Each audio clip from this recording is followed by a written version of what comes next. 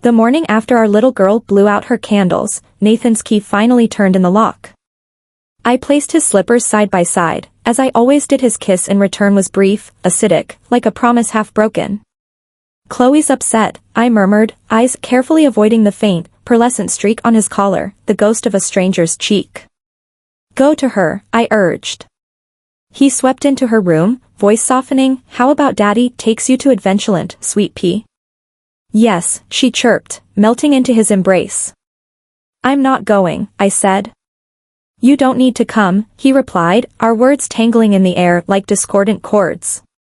I scrubbed at the tablecloth, my knuckles red and stiff. His gaze hardened. He left without another word, our daughter tucked under his arm.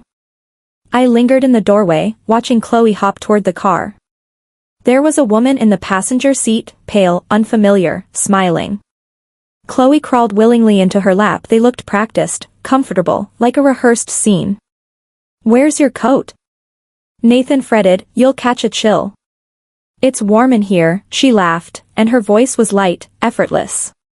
They drove off, a perfect tableau of three. And I stood there, my hands chapped and swollen from years of washing his fine things by hand in cold water, while the imprint on his suit glowed like an accusation under the sun. I also felt that compared to me, that vibrant figure seemed far more suited to be Mrs. Nathan. Nathan and I both grew up in Rosewood's home. When I was little, I was dark-skinned and sturdy. Whenever someone picked on Nathan, I was always the first to shield him. "Grace, you're so good to me. When I grow up, I'll definitely marry you and treat you well." 8-year-old Nathan swore to me.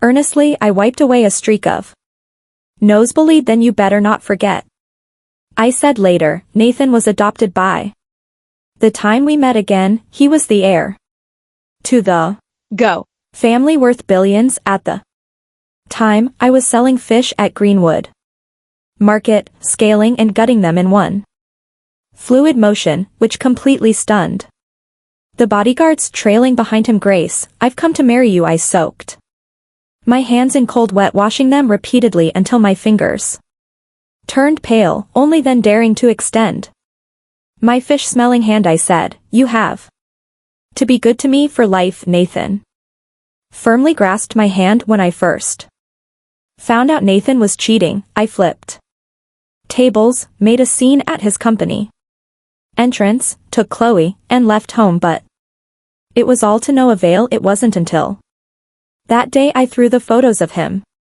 entering a hotel with a woman in front of him, undeniable proof. He merely held his phone, gently coaxing the person on the other end, then tossed the photos into the trash, waved his hand dismissively, and told me to get out. That's when I understood a man's love can change in an instant too. A fine drizzle began to fall. I stood by the window and dialed a number. "Does what you said about marrying me still stand?"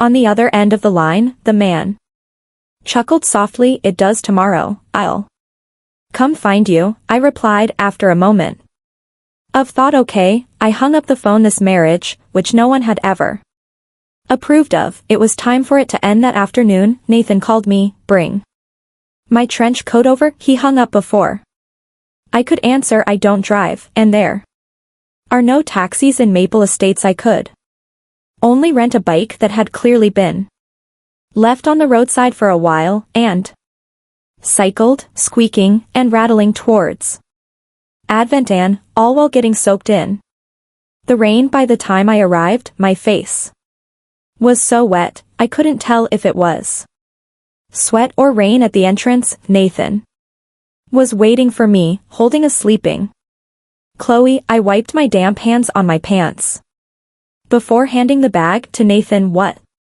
took you so long?" Nathan frowned. Nathan rarely had the patience to let me finish speaking anymore. He just went on and on, lecturing me. "Is this how you parent? If you can't fulfill your duties as Chloe's mother, I can replace you anytime." "I'm sorry, it won't happen." Again I apologized, lowering my head. Accepting his baseless accusations, Nathan looked displeased, as if his pun CH had landed on Cotton. Nathan, is this Grace? From behind, the woman I'd never met walked over from a nearby shop. Grace, I'm Tiffany, it's all my fault. I insisted on giving Chloe my coat, and Nathan was worried I'd catch a cold, so he had you brave the rain to bring his clothes. As she spoke, Tiffany casually took Nathan's coat and put it on. I wiped the water from my face and pointed to a mall behind us, my voice soft. Nathan, are you broke? Couldn't you just buy one? Tiffany sighed. Grace, you have to understand that it's not easy for men to earn money outside. As women, we should try to help them save every little bit. Nathan was non-committal. Grace, it seems I've spoiled you these past few years. Your joint credit card will have a spending limit from now on. I nodded. Nathan didn't know that I had never used his joint credit card. I usually paid for clothes with the money I'd saved from selling fish. Years had passed since we last saw each other. I wasn't as down and out as Nathan imagined, and Nathan wasn't as faithful as I thought. Watching and Tiffany, who looked incredibly well matched on the steps, I realized it truly was time for me to leave. Not just Advent, but this crumbling marriage. Tiffany thoughtfully picked up Chloe, but her movements were clumsy. Chloe's lower leg was exposed, and she would catch a cold if it stayed like that. I stepped forward to tuck it in for her, but Nathan immediately blocked my way. His words a warning. Grace, Tiffany is not like those women who cause public scenes. At the Greenwood Market, I silently tucked in Chloe's clothing. Yes, I know if I had a choice, I wouldn't like arguing with loud women over a few cents. At the Greenwood Market either. Nathan probably forgot that when the Go family came to Rosewood's home to choose a child, they originally intended to pick a girl for an arranged marriage. I was one of the few cleverest girls there. Just as the Go family was about to take me, I pushed and then in front of Elder. I looked up at Nathan, wanting to tell him to eat on time and not to stay up late, but he wasn't interested in listening to me. I turned and left, met with Nathan's weary expression. I hadn't even walked 2 steps when Chloe started crying behind me, calling out for her. Mommy, it hurts. Mommy, hold me. Chloe's tender cries stopped me. Tiffany smiled thoughtfully. Grace was just about to leave and Chloe woke up crying. That's mother's intuition for you, isn't it? Nathan? Why don't we all have dinner together? Nathan suspiciously glanced at the spot where I had just touched Chloe. A red mark, clearly a pinch, had appeared on Chloe's previously fair leg. Nathan scowled at me. If you want to stay, just say so. There's no need to hurt your own daughter. He thought my actions were an attempt to pinch Chloe. A self-stag. I still have laundry to finish at home. I won't go. Tiffany walked over without a word and tucked Chloe into my arms. All right, Grace, I know you're upset. Don't be angry. Chloe is looking for you. The moment she finished speaking, she walked over and linked her arm through Nathan's. I booked this restaurant a long time ago just to get a table. You can't back out now. Chloe giggled in my arms, then reached out for her daddy. I hesitated for a moment, but still followed Nathan to the restaurant. 3 Nathan rarely took me to such upscale places. I sat awkwardly in the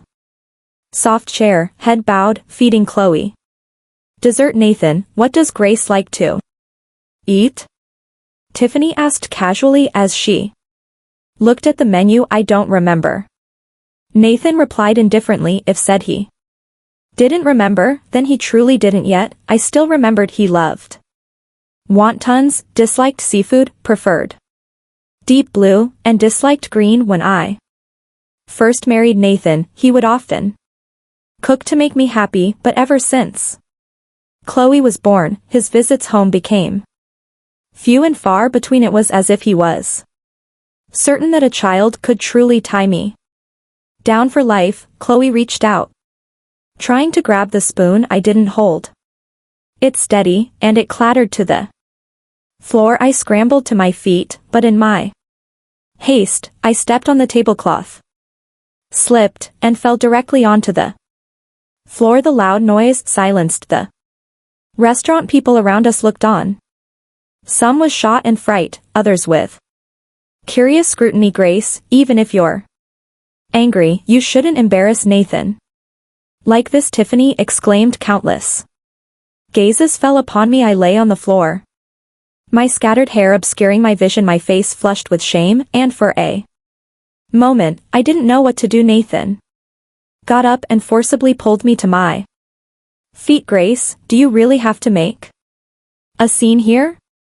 My wrist had just been twisted, and now it was clamped tightly by Nathan, making my eyes well up with pain. It hurts, I struggled, but couldn't break free enough. Nathan said, taking a deep breath. Let's call it a night. The dinner ended on a sour note. Back home, Nathan went to put Chloe to bed. I took the newly printed divorce agreement, placed it on the table, and then found the ointment to apply to my wrist. Nathan emerged from the bedroom and saw the scene. He frowned. You really didn't need to do all this today. I have no intention of replacing Chloe's mother. The position of Mrs. Nathan will always be yours, but I wanted to get Chloe a new father. I thought you'd want Tiffany to be Chloe's stepmother. I said, not at all. Tiffany is just a younger sister to me. Nathan, I'm exhausted. Stop playing these childish games and try to be more understanding. I just found it amusing after all these years. Hadn't everything I'd done been understanding enough for him? Nathan, I'm tired, too. Let's get a div. Before I could finish, Nathan's phone rang. It was Tiffany. Nathan walked aside to answer the phone. Nathan, I have a stomach ache and I'm at the hospital. I'm a bit scared by myself. Can you come be with me? Okay, Nathan said, hanging up the phone. He turned to leave, but I immediately grabbed the agreement and blocked him. Sign this before you go, I said, my voice urgent. Nathan took the pen, not even looking, and signed while saying, you don't need my signature on Chloe's school notices anymore. Tiffany has a weak stomach. Prepare a simple meal and bring it over tomorrow morning. I won't deliver it. With the divorce agreement in hand, I felt a bit more confident. I didn't want any property or assets. I only wanted Chloe. Tiffany didn't eat much last night because of you, and that's why she ended up in the hospital. Grace, you can't be so envious. Nathan uncharacteristically said a few more words to me. With patience in the future, I'll have even more women around. For business, you'll need to get used to it sooner. With that, he left the house. The sound of the door closing echoed sharply in the empty house. I looked at Nathan's signature on the divorce agreement, feeling as though everything had finally settled. I returned to the room, pulled out a suitcase, and packed Chloe's and my essentials. When I reached the bottom of the closet, I saw a stack of photos in a box in the corner. They captured countless memorable moments from Nathan's and my lives. Our first time holding hands, our first kiss, our first trip. At the very bottom of the box was a group photo from Rosewood's home. I remembered that day.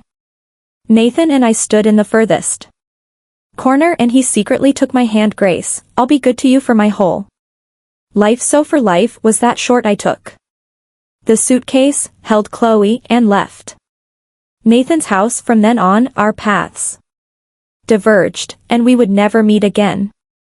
For Nathan stayed with Tiffany in the hospital all night, only leaving the room when the doctor was examining her. It was already 9 o'clock in the morning, and I still hadn't appeared. I will absolutely not contact Grace today, Nathan thought to himself, but before long, Nathan sighed again. Forget it, she just loves me too much. I go back Later and buy her a gift to appease her. Nathan was confident and certain that Grace would never stay angry with him no matter how great the grievance. The moment she saw him, all her resentment would vanish, just as he had once cried and begged her to let him take her place and enter the Go family. Nathan knew what he had done was despicable, but how could a woman like Grace manipulate and control people in the business world? He was the one who had given her a leg up. Thinking this, Nathan reconciled with himself. He took out his phone and called me. No answer. Nathan's face hardened. He had already offered Grace a way out. Why wouldn't she take it? Behind him, Tiffany emerged after her examination. Nathan, the doctor, said, "I can go home and rest. I don't want to be alone." Tiffany swayed weakly like an innocent, frail vine. "I'll take you home." Nathan's tone burped no refusal. So Tiffany had no choice but to give up. That evening, Nathan returned home as always, waiting at the door for Chloe to run, laughing into his arms, for Grace to bring him warm water, and for that kiss. He stood at the door for a long time, but no one approached him. Nathan gradually realized something was wrong. He turned on the living room light only to find the house empty. Chloe and Grace weren't home. This wasn't the first time something like this had happened. When was one?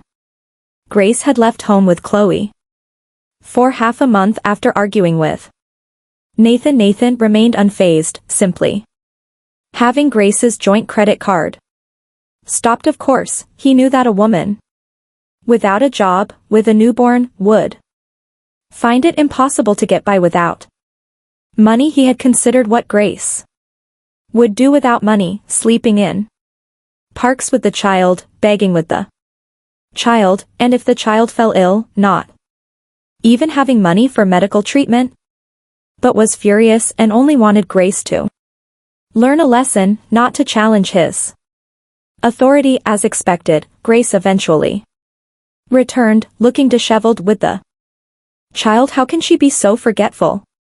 Nathan scoffed, made a call, and had Grace's joint credit card stopped. He waited for me to return in the empty house. Chloe's preschool tuition was due. Again, Grace wouldn't last long, Nathan thought confidently. 53 years later, I never thought I'd return to Westfield. In my lifetime over the years, I had earned a lot of money. The first thing I did was renovate the Rosewoods home where I grew up. "Mommy, will you see Daddy when you come back?" Chloe's tender face looked up at me. I squatted down. "Chloe, do you miss Daddy?" Chloe shook her head. "No, Ma is great and he's even better to you." "Mommy, why would I miss him?" I chuckled, stroking Chloe's head. "Okay, Jackson has a project abroad. When finishes her work, I'll take you overseas to see Jackson." Chloe's sullen face finally brightened with a smile. Again, my schedule was tight. I could only stay in Westfield for 2 days. To my surprise, I still ran into Nathan at Children's Home's ribbon cutting ceremony. Nathan was with his female companion. It was a face even younger than Tiffany's, captivating with every glance. As soon as Chloe and I entered, I felt an intense gaze. "Grace, how dare you come back?" Nathan urgently grabbed my hand, pulling me into a corner. "Westfield isn't yours, so why wouldn't I dare?"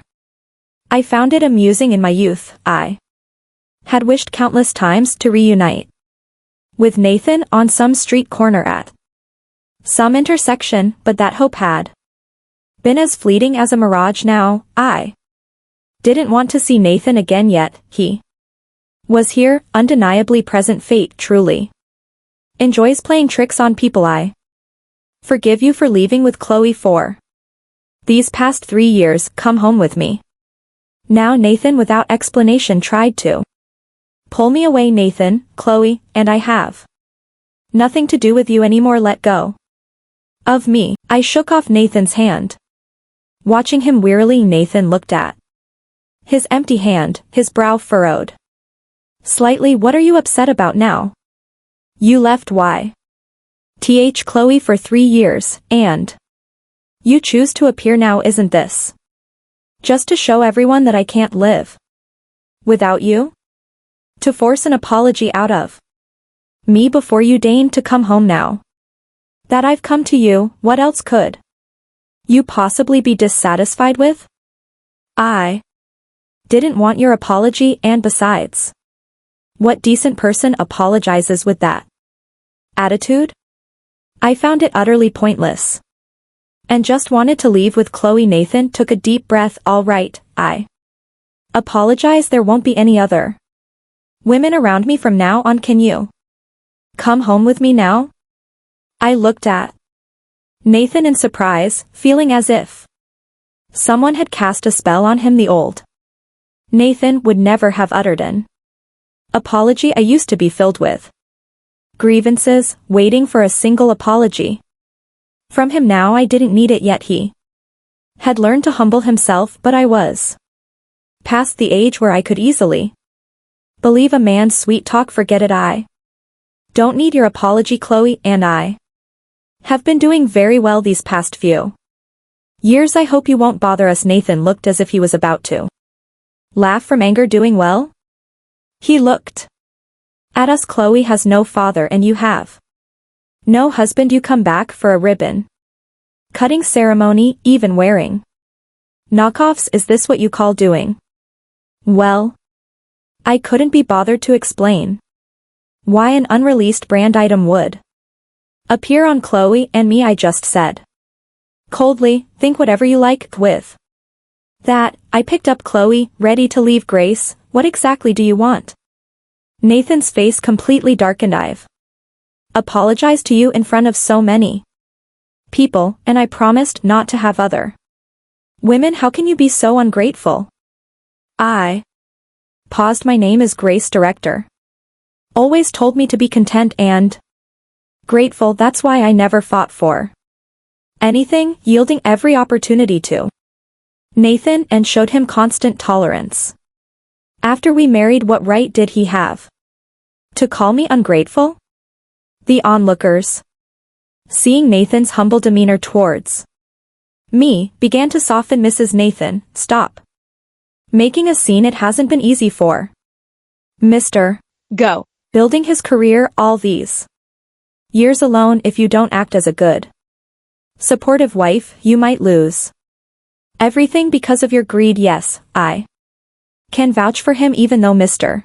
Go has had a continuous string of female companions over the years, he hasn't had relationships with any of them. He's an absolutely perfect man. His female companion also stepped forward to defend him. Mrs. Nathan, Mr. Gu's encounters were just casual. I can confirm that I didn't want to deal with these appeasing onlookers. I turned and looked at Nathan, saying each word distinctly. We're already divorced. If you bother me again, I'll call the police. Nathan looked as if he'd heard an absolute joke. Divorced? How dare you make such a baseless claim about something I don't even know about? The people around us grew indignant again. Mrs. Nathan, what you're saying is truly hurtful. Mr. Go has remained faithful for you all these years. I've seen it firsthand. That's right. Why don't you let Mr. Go buy you a couple more handbags and let this whole thing go? But I advise you to know when to quit while you're ahead. A real divorce won't benefit you. It's hard to find a wealthy man like Mr. Go. Yes. Besides Jackson, a rising figure in Westfield, I haven't seen anyone who can stand shoulder to shoulder with Mr. Go. I calmly looked at the man in front of me. Do you remember an agreement I had you signed the night I left? I remember. That was Chloe's school notice. That was our divorce agreement. I didn't ask for money or property. I only asked for Chloe's custody. Nathan froze. What did you say? That's impossible. I nodded. If you don't believe me, you can check your marital status right now. Nathan saw my certainty and finally panicked. He immediately took out his phone and called his secretary. Soon after, he learned that his marital status was indeed divorced. You really divorced me? Nathan exploded in a rage. Grace, how dare you? Now I have nothing to do with you. Can you let me go? I asked. Nathan grabbed me. No, we're getting remarried. He pulled me without explanation, intending to leave. His grip was so strong it made me frown. If I married now, I'd be committing bigamy. Nathan, don't be insane. Nathan, what did you say? You actually took my child and married some other scumbag. I frowned, kindly reminding him, I suggest you don't describe my husband that way. Hearing me defend my husband? Nathan glared at me, seething. It doesn't matter. You can get divorced even if you're married. Who is that man? I have enough money to make him divorce you. That would be me. Before I could answer, a deep voice rang out from not far away. 6. Everyone turned to look. Standing at the entrance was Jackson, the very person they had just been discussing. What's with this girl? First marrying Nathan, then marrying Jackson. Her luck is too good. People around began to whisper. Chloe quickly ran and leaped into Jackson's arms. Daddy, you're finally here. Chloe missed you. Jackson lovingly stroked Chloe's head, then walked toward me, holding Chloe. He pulled me into his embrace, a disdainful look in his eyes. A bit late to the party, Mr. Go. Are you trying to steal my wife?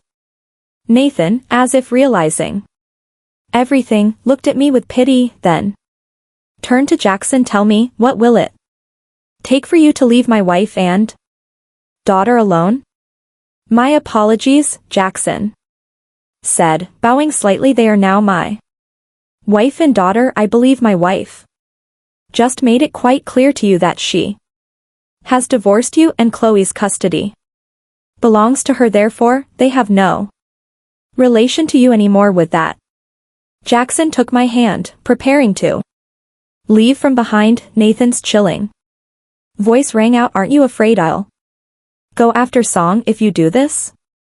Jackson shrugged indifferently. Be my guest. We finally left Rosewood's home in the car. Chloe had fallen asleep early. I looked at Jackson with some concern. And is it really okay to declare war on Go? Jackson pinched my cheek. Don't worry, I came back this time specifically planning to compete with Go for market share. If they make a move against me, I'd be thrilled. Seeing confidence, I finally sighed in relief. But before I could fully catch my breath, Jackson leaned in. So, Mrs. Jackson, are you not going to explain why you met Mr. Go behind my back? Alarm bells went off in my mind. I wasn't behind your back. It was just an accident. Jackson smiled and kissed my lips. I know, I just wanted an excuse to kiss you. I was silent for a moment. I need a reason to be kissed. I thought love was enough. Jackson chuckled softly and kissed me again. Mrs. Jackson speaks wisely. A few days later, Nathan indeed made a move against Song, but Jackson was well prepared. Go couldn't compete and was forced to cut its losses and quickly escape the elaborate trap set for them. Do's name vanished from Westfield's elite circles thereafter because we needed to move Chloe's household registration. Jackson and I returned to Westfield that evening. After putting Chloe to sleep, I went out to pick up Jackson, who was tied up with business engagements. It was snowing heavily outside. I didn't dare drive, so I just wrapped myself in a thick scarf and walked to pick him up. Thankfully, the hotel wasn't far. As I passed a secluded alley, I heard a faint noise coming from it. I couldn't help but quicken my pace, hurrying into the hotel. Thankfully, nothing happened. I breathed a sigh of relief after Socializing with the partners for a while longer, I finally picked up Jackson and we headed home. Just as we exited the hotel, I saw a crowd gathered near the alley where I'd heard the noise. Earlier there were police cars and ambulances from a distance. I couldn't see clearly, but it seemed someone was being forced into a police car, and another person was being carried away on a stretcher, but the person's head was covered, so they were likely dead. What's going on over there? Jackson asked groggy. I don't know, probably a fight. Let's go home, I said. Okay. I averted my gaze and helped Jackson take a different route home, and so, Jackson and I walked slowly through the snow, supporting each other until old age. Nathan's bonus, I encountered Jackson at a dinner party. Many people knew that Jackson and I had shared the same wife, so they were there to witness a spectacle. Jackson and I rarely agreed on anything, but we did on this one thing. No one was allowed to mock Grace, so I chose to leave early. It was snowing heavily and I'd had some drinks, so I wanted to take a walk. After walking a bit, I suddenly saw Grace alone coming to find Jackson. I panicked and quickly hid in the alley. She wasn't walking fast, giving me enough time to gaze at her a few more times until I noticed a man stealthily following Grace. I remembered he was a murderer with a past crime. He clearly intended to rob Grace of something. How could I watch the woman I loved be in danger? As the mugger passed by, I took him by surprise and dragged him into the alley. I vigilantly watched the alley entrance for a long time. Thankfully, Grace must not have noticed. Just as I turned to call the police, the mugger behind me had somehow gotten back up. That was the first time I knew how cold it felt when a chilling blade pierced my body. I clung tightly to the mugger's leg and dialed the phone to call the police. The mugger kicked and punched me, cursing fiercely, but I could no longer feel the pain. Large patches of blood bloomed from my abdomen. I don't know how long passed, but then I heard the sound of police cars. I finally released my grip. The commotion seemed to fade into the distance. Snowflakes swirled and fell, and clear crystalline flakes clung to my rapidly fluttering eyelashes, leaving a tiny droplet that reflected the neon lights. Red blood was covered by white snow. My vision gradually blurred, and it seemed I was back in front of that fish-smelling stall at Greenwood Market. I held Grace's hand and solemnly swore, Grace, from now on, I will be good to you, only to you, Grace. I've finally learned how to protect you, too. Chloe's bonus. My name is Chloe, and I'm Jackson's stepdaughter from a young age. I knew that my Nathan was a stubborn old-fashioned guy. He clearly cared about mommy, but he always pretended to be nonchalant. He deserved mommy divorcing him. I remember one year on my birthday, Nathan took me to meet another lady. I knew mommy was watching me at home, but I didn't want daddy to say mommy taught me poorly or that I was rude, so I had to force a smile and play with the mean lady. Good thing mommy came to pick me up. I don't remember much else from that day, only that when we got home, mommy sat by my bed and cried for so long that I woke up again and her eyes were swollen like walnuts. Chloe, how about mommy get you a new daddy? Yes, I'd been unhappy with Nathan for a long time. If it weren't for mommy, I would have run away as soon as I could walk. A man who says one thing and means another doesn't deserve a wife as good as my mommy. I wanted to earn money to support mommy myself, although my hopes were dashed. Jackson had more money than I could ever earn in 3 lifetimes. At least I could always be with mommy. Later, my Nathan passed away. Jackson told me that Nathan died in an alley trying to protect mommy. Jackson asked me if I wanted to tell Mommy, I thought about it, then shook my head. Mommy is very happy now and her life is going well, so this secret will just be between Jackson and me. Thank you for watching today's story. If you enjoyed this video, please like and share. We look forward to hearing your